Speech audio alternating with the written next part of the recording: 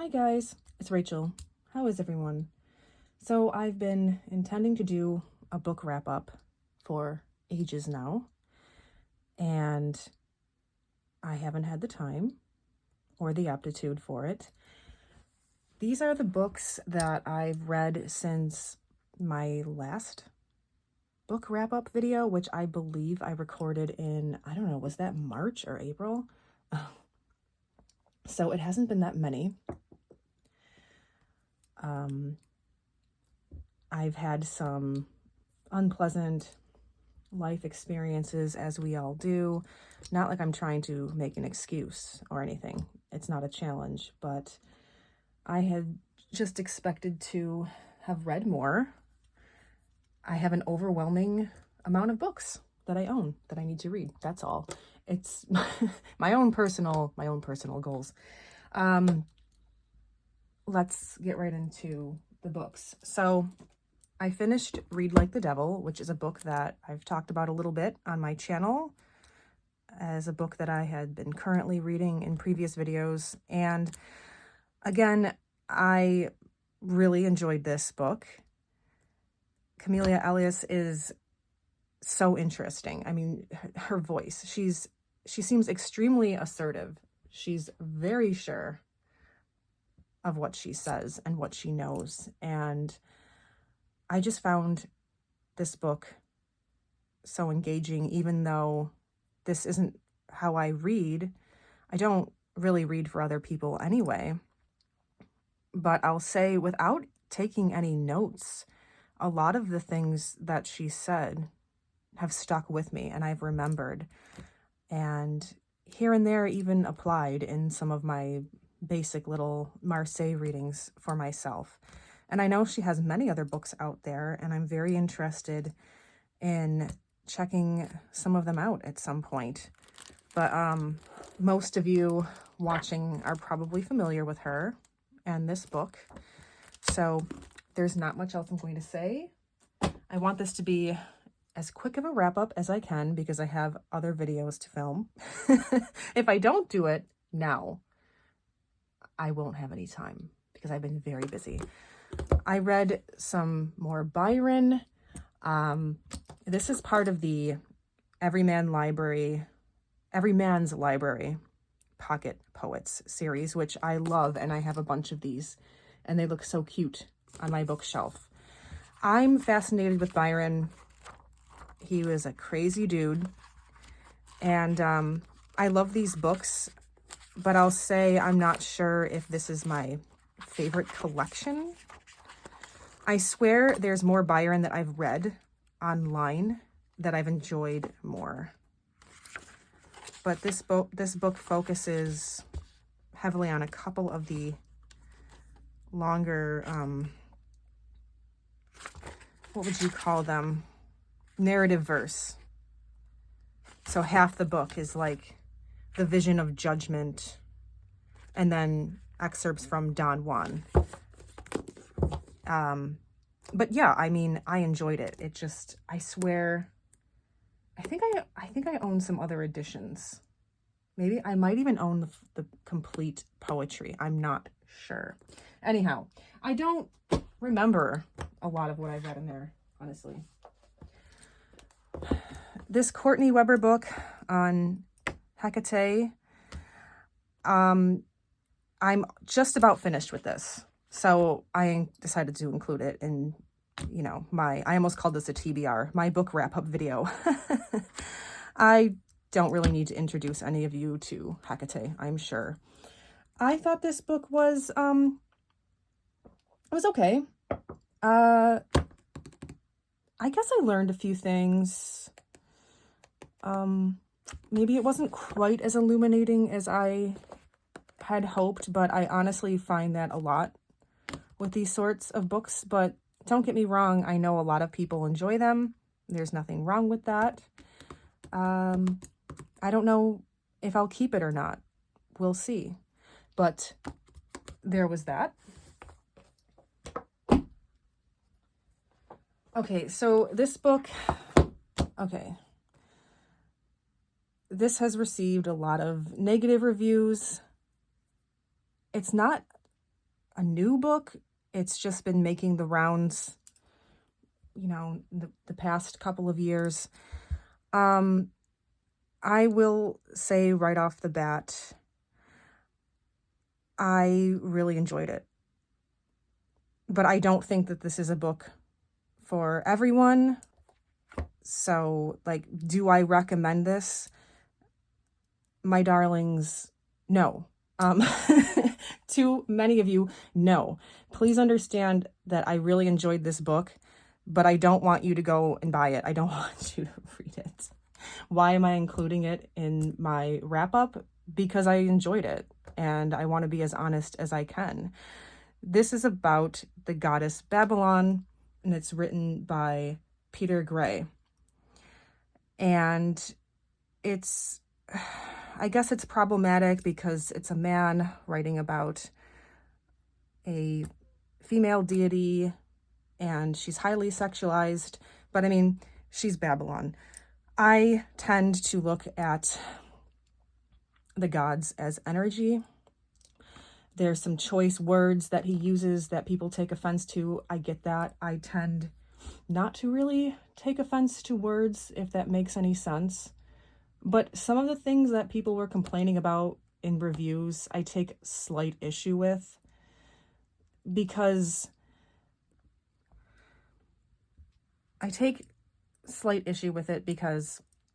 all right, I feel like maybe a lot of people go into this book knowing a man wrote it and how people already feel about it. So they've already prejudged it, and they isolate some of his statements, and then later on he'll say something which defends women, and he's accused of contradiction. So no, it's just that you took his earlier words out of context. That's totally how I see it. I went into this book expecting to be offended. I'll just throw that out there. But again, I really enjoyed this book, but I know many of you watching this, it is not for you. But I do know some of you who might enjoy it. All right, another book, which is controversial, is Alex Mar's Witches of America. So I'm going to read this. Although a self-proclaimed skeptic, Alex Mar has secretly longed for revelation, envying people with unshakable beliefs. And so when she set out to direct the documentary American Mystic, she was drawn deep into the world of present-day witchcraft. Most people hear witches and think of horror films and Halloween, but to the 1 million Americans who practice paganism, it's a nature-worshipping, polytheistic, and very real religion. Witches of America follows Mar on her trip into paganism and the occult, from its roots in 1950s England to its current American Mecca in the Bay Area, from a gathering of more than 1,000 witches in the Illinois woods to the New Orleans branch of one of the world's most influential magical societies. She takes part in dozens of rituals, some vast and some intimate, alongside all sorts of people, single mothers, programmers, veterans, and one California priestess who becomes a close friend. Whether evangelical, pagan priestess, or atheist, each of us craves a system of meaning to give structure to our lives, and we sometimes find it in unexpected places. Witches of America asks the central question, why do we choose to believe in anything at all? So I would recommend this book for those of you who are unsure of where you stand spiritually. Maybe you're someone like Alex Mar. I can see how many people took offense to this, many of them who already have their own coven or what have you, or unshakable belief, because she has a tone. You can tell she sort of comes from this background. She's had a great education. She's really smart. She can't really help the environment she grew up in, whatever. It just sounds sometimes like maybe she's making fun of some of these witches. And I don't think that that's necessarily her intent. I think she just felt uncomfortable.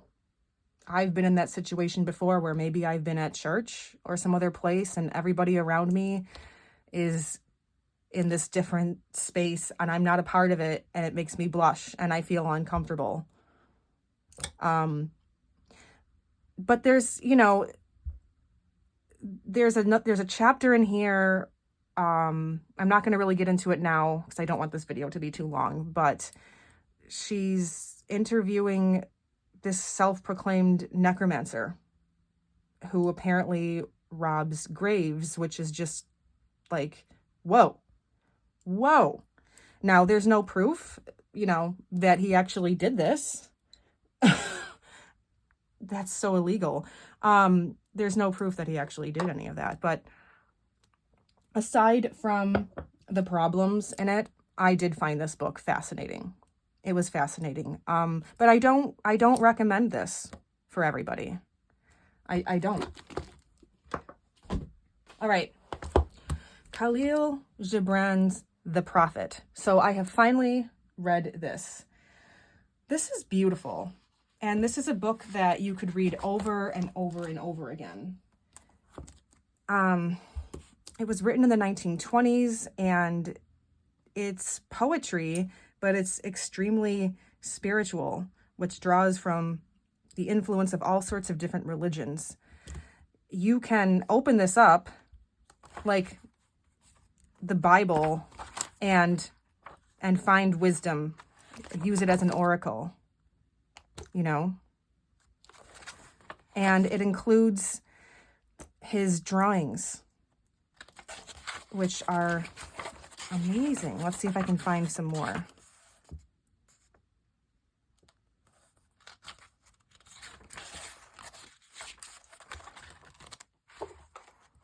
My goodness.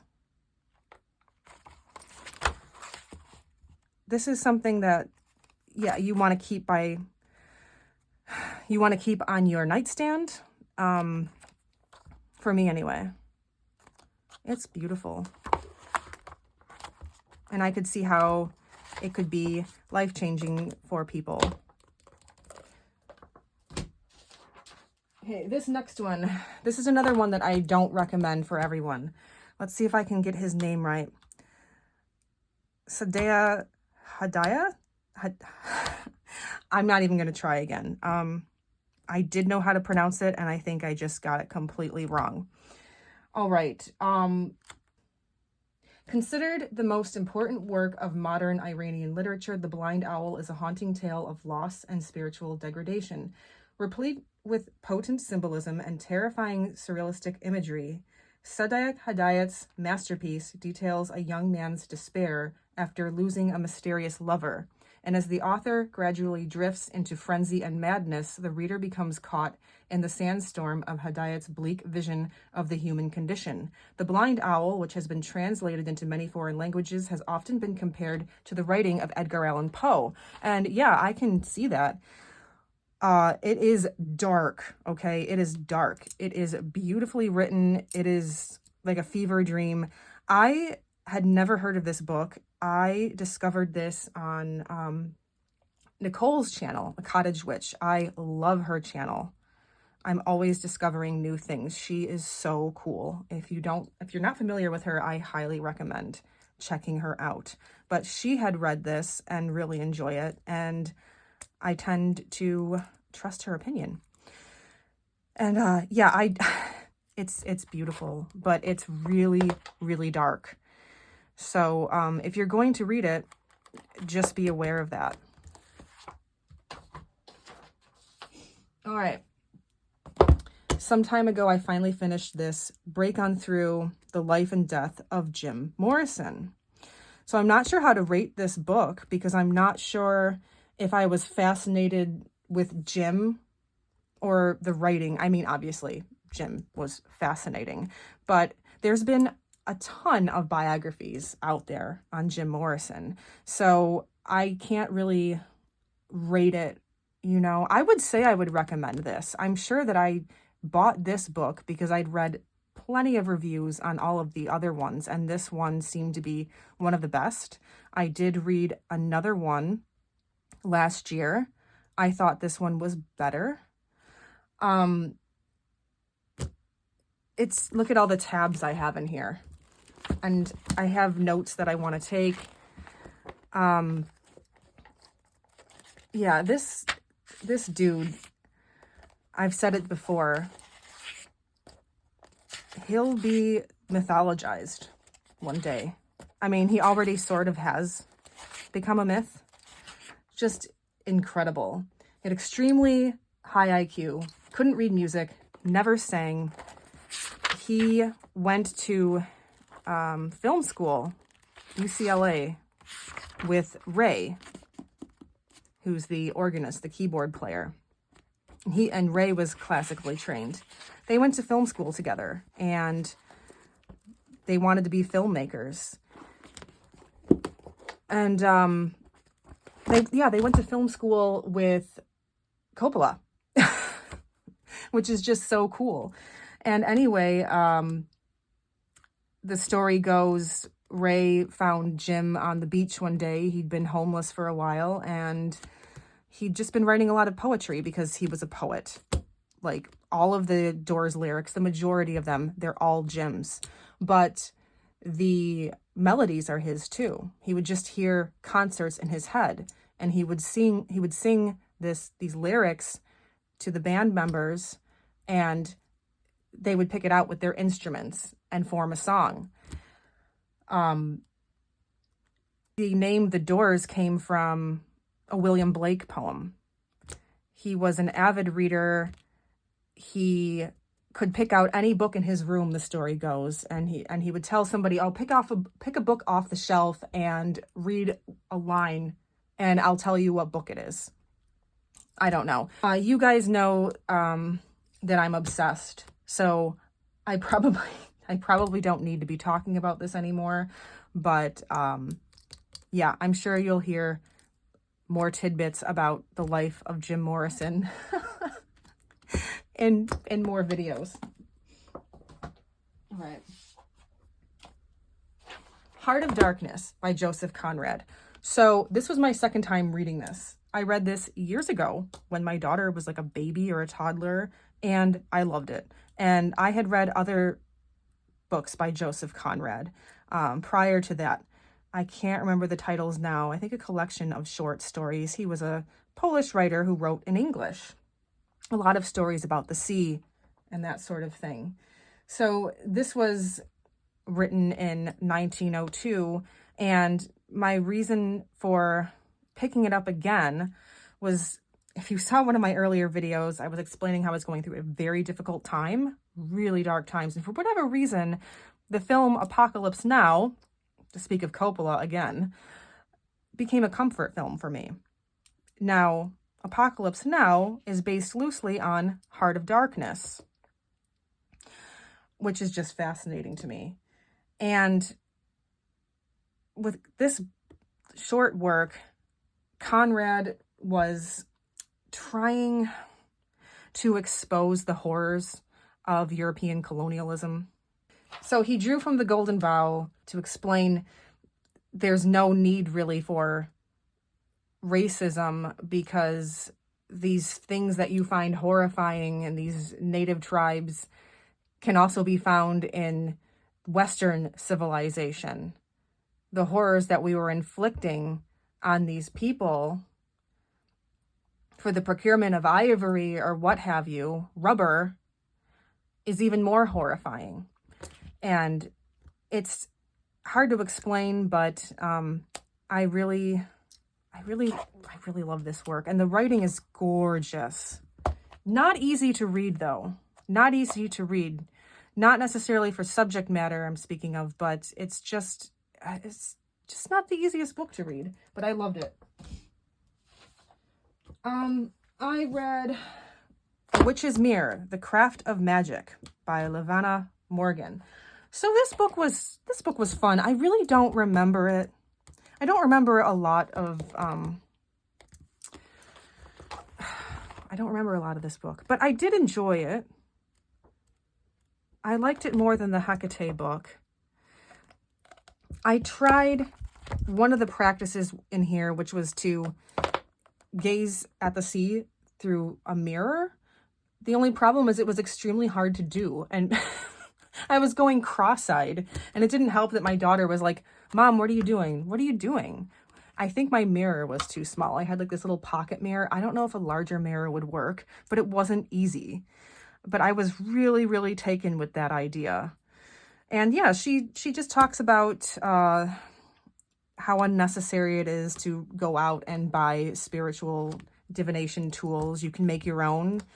Yeah, so, you know, if you like that sort of thing, I recommend this. The Craft of Magic. It's sort of like a craft book. Some nice pictures in here. She talks a little bit about her upbringing, which was steeped in witchcraft. So that's cool. All right, Villette. By Charlotte Bronte. I have feelings about this. I don't know if I'm really going to go over them now, but Villette draws on Charlotte Bronte's experiences as a student in Brussels, as well as her profound loneliness following the deaths of her 3 siblings. Lucy Snow, the novel's narrator, flees from an unhappy past in England to begin a new life as a teacher at a French boarding school. Yeah, so this, why do I have mixed feelings about it? I don't know. I don't want to give anything away. I think I really enjoyed it. If you've ever experienced loneliness, like the depth of loneliness that is written about in this book here, I mean, it made me cry. I forgot what I just wanted to say, but it really, really struck a chord with me. I think maybe the issues I had with it were simply that perhaps I don't have the same principles as Charlotte Bronte did in some respects. But it's very real. The things that happened to her, the actions of the other characters.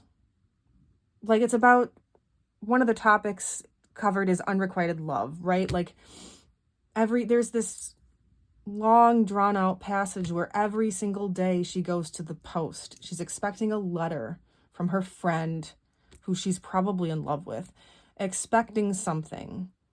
And every day she's like, okay, today is going to be the day. I can feel it. There's going to be something for me. Nothing. Whereas a month ago, he gave her his undivided attention. Talk about flighty. But that's happened to so many of us, right? I think I really enjoyed this. I just don't know how to rate it. I don't know how to rate it. I think it's very unique for its time. Yeah, see, Virginia Woolf here says Bronte's finest novel. I could say some more about it, but honestly, I feel like I would have to sort of go through it again and find certain passages, but I don't really need to talk about it right now. I read Villette. I liked it. I don't know if I loved it, but that could change. All right, On Being Ill by Virginia Woolf. All right, so Virginia Woolf, she wrote a lot of essays. And I don't know of anyone else who wrote essays like she did. They're different. And this one here is so singular that it's been published as a standalone. And there's a introduction. Is it written by, was it Hermione Lee? Yes. An introduction by Hermione Lee, which I read her gigantic biography on Virginia Woolf some years ago. And I know we're not supposed to be talking about that right now, but if you're a Virginia Woolf fan, I highly recommend Hermione Lee's work. It was one of the most inspiring things I ever read. Loved it. Anyway, here in this essay, it might not be what you're expecting, right? We all know she spent great bouts of time being very ill, being bedridden, right? And I can relate to that, maybe not in quite the same ways. But with this essay, she's doing something which, like most of her essays, there's some humor involved, right? Written in the most beautiful way. She's advocating for more literary representation of illness, alongside passions such as love and jealousy. She writes about the benefits and the beauty of being ill, how it leads to necessary solitude, which leads to wakefulness. Let's see if I can give you an example. Maybe I can read the beginning.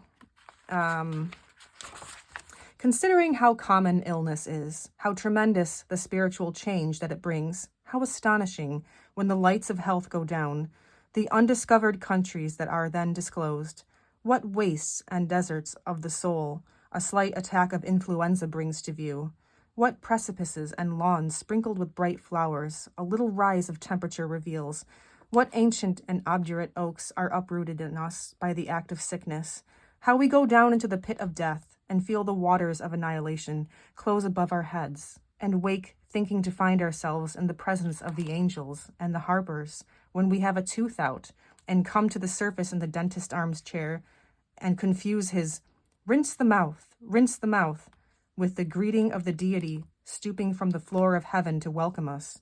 When we think of this, as we are so frequently forced to think of it, it becomes strange indeed that illness has not taken its place with love and battle and jealousy among the prime themes of literature. And to read another excerpt here, she's speaking of how illness leads to solitude.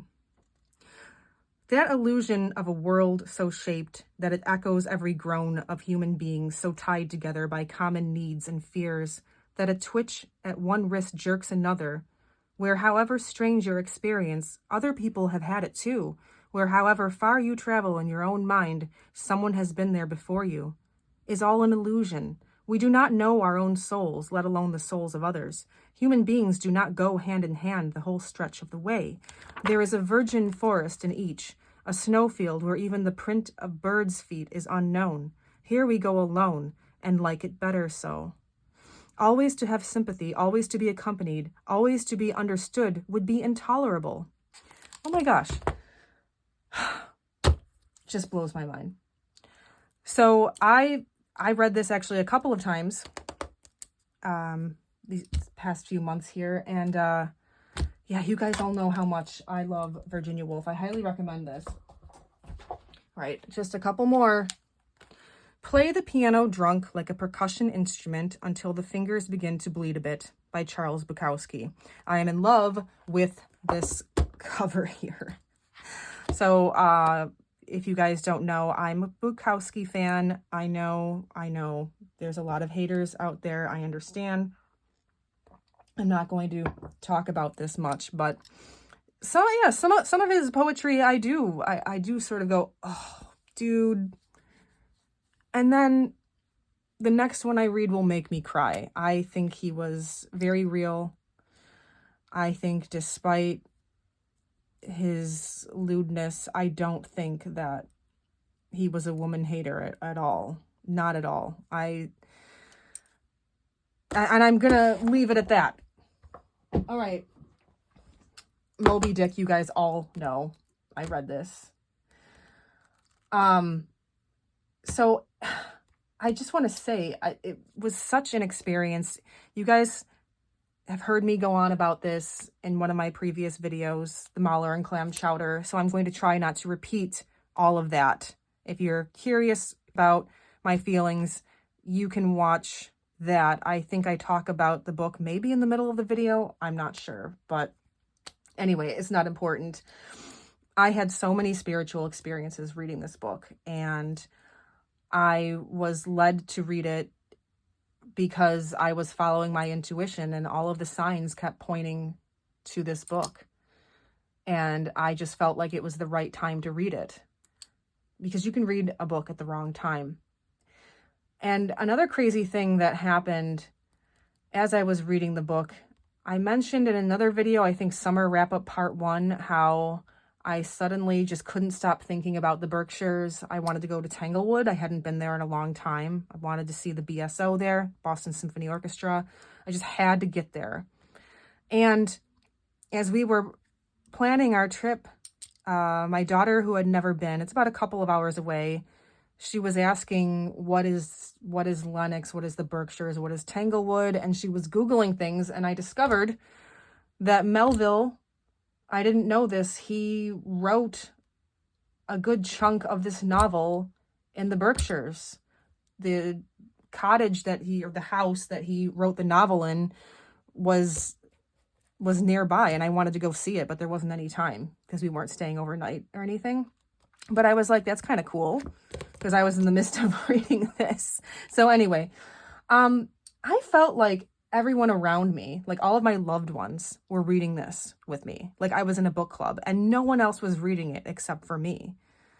Somehow, I guess the way that I felt about it just permeated. Like I've had friends tell me that they got this book because of what I said about it, and I wasn't even finished reading the book yet. It means so much to me that people care enough about me to care enough about what I'm reading. Does that make any sense? I mean, I picked this up on the heels of a really consuming depression where I felt extremely alone. Extremely. Because I missed, my friends. So that just meant a lot to me. And it's also cool, I was telling some people this, that I found some gothic elements in this work, actually. Maybe I've just got the goth brain because of our upcoming reading challenge, Gothlit November. But really, it's pagan like Wuthering Heights, It's extremely spiritual. You guys all know the story. I was hesitant to read it because I don't like wailing. I mean, who does? But it's just, oh my God, it's so beautiful. And the reason it took me so long to read it was because I was taking notes for every single chapter. And I found the prose so gorgeous that I was like copying out these long passages word for word in fountain pen. I have them here. And I read a couple of excerpts in my last video. But like, for example, here's one right here. I am buoyed by breaths of once living things, exhaled as air, but water now. Wow, wow, wow. Yeah, I don't want to rehash what I already said about it, but my feelings about it still stand, and I can't wait to read this again. And I want to talk about this more, but I'm worried that if I start talking about it, I won't be able to stop. And I have other videos to film. I don't know. I feel like I'm not done with this yet, even though I finished the book. Yeah, I mean, it was crazy. I would read a chapter and I wouldn't go on to the next chapter until I had written notes for the one I just read. So it made it very slow going, and I had some really upsetting situations which just paralyzed me for a time, but it didn't hamper my enjoyment at all. I've read other books where I've suffered a crisis and then I couldn't focus on the book anymore or anything.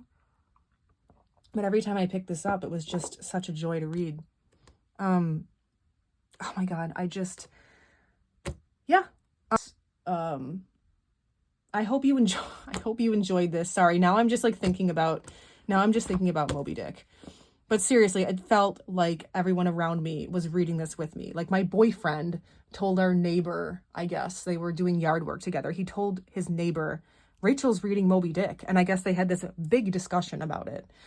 And my sister and my daughter are talking like old sea captains and quoting Moby Dick because I read certain passages to them that I liked. There's an illustrated version of this that I'll show in another video where someone created art for every single page of Moby Dick with a quote, like a coinciding quote. And my daughter and I were reading that together every night, but we paused because when we started reading that, I think I was only like on page 100. So, you know, I finished it and we can continue on with that. But it was just such an experience and it really got me through some depression.